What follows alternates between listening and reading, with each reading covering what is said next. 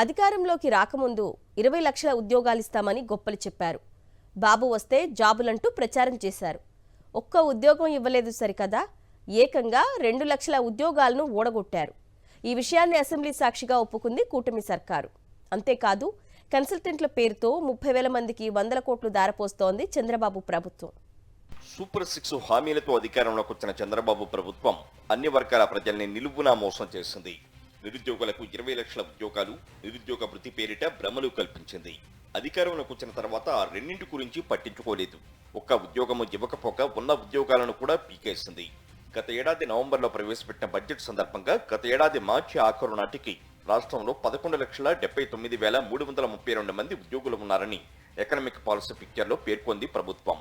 తాజా బడ్జెట్లో ద్రవ్య వినిమయ బిల్లు చర్చ సందర్భంగా ప్రకటించిన పత్రంలో ప్రభుత్వ ఉద్యోగులు 9,78,649 మాత్రమే ఉన్నారని తెలిపింది.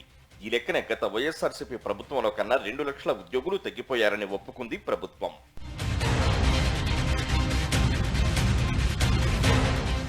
వైఎస్ జగన్ ప్రభుత్వ హయాంలో 2,71,167 మంది వాలంటీర్లు ఉండగా వారికి వేతనాల కింద ఏటా 1,500 కోట్లు చెల్లించేది.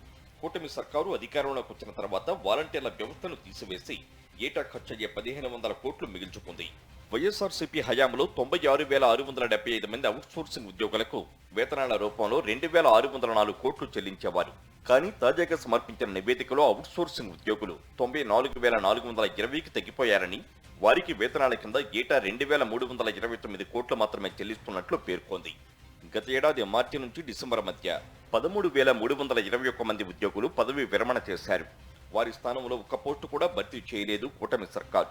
వైఎస్ఆర్సీపీ ప్రభుత్వంలో రాష్ట్ర ప్రభుత్వ ఉద్యోగులు 2,55,289 మంది ఉండగా కూటమి సర్కారులో వారి సంఖ్య 2,54,087కు తగ్గిపోయింది.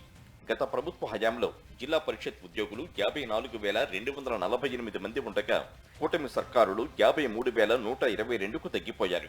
మండల పరిషత్ ఉద్యోగులు 73,916 మంది నుంచి 72,747కు, మున్సిపల్ ఉద్యోగులు 22,354 మంది నుంచి 21,767కు, పీటీడీ ఉద్యోగులు 47,904 మంది నుంచి 46,646కు తగ్గిపోయారు.